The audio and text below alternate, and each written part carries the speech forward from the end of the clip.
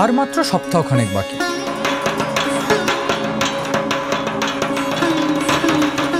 তারপরেই বাঙালির সবথেকে প্রিয় উৎসব দুর্গাপুজো। হেন কোনো বাঙালি নেই যারা এই উৎসবে নিজের মতন করে মেতে ওঠে না। হিন্দু ধর্মে মা দুর্গাকে শক্তির আরেক রূপ বলেও মানা হয়।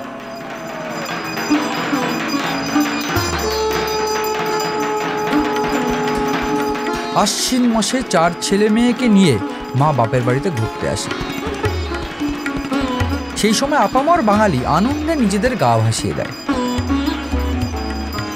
আচ্ছা, কখনো কেউ ভেবে দেখেছেন যেরকম দিনে দিনে বাঙালির দুর্গাপুজো উদযাপনের ধরন পাল্টে গেছে, প্রথম দুর্গাপুজো হওয়ার সময় কি এতটাই জাঁকজমক ছিল? কিভাবেই বা শুরু হয়েছিল দুর্গাপুজো?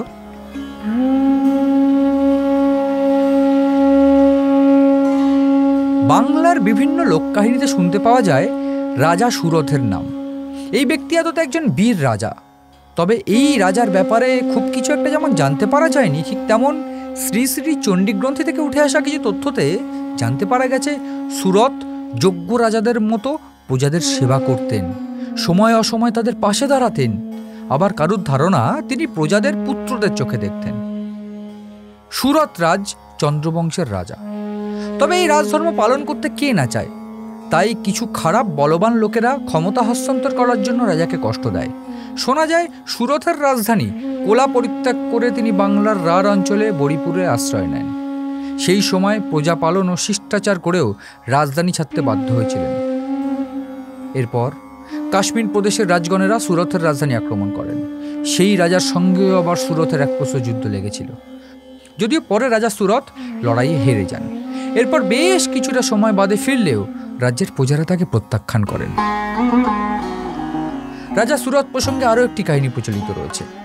রাজা কর্ণাটক জয় করতে গিয়ে সেখানে পরাস্ত হন, ফলে প্রজারা তাকে প্রত্যাখ্যান করেন। সেই সময় তিনি সবকিছু ত্যাগ করে গভীর জঙ্গলে মেৎস মুনির আশ্রমে শক্তি সাধনা করেন। তারপরেই গল্পে আসে টুইস্ট। মেৎস মুনির আশ্রমে সুরথের সঙ্গে দেখা হয় বৈশ্যের। এমন সময় রাজা সমস্ত ঘটনা জানানোর পর ধ্যান ও দেবীর আরাধনা করলে ইচ্ছা পূরণ হবে।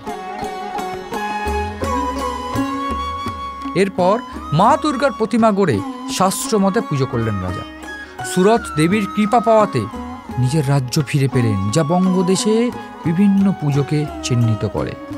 বর্তমান সময়ে সেই পুজো মণ্ডপের বেশিরভাগ চিহ্নগুলো হারিয়ে গিয়েছে সময়ের অতলে।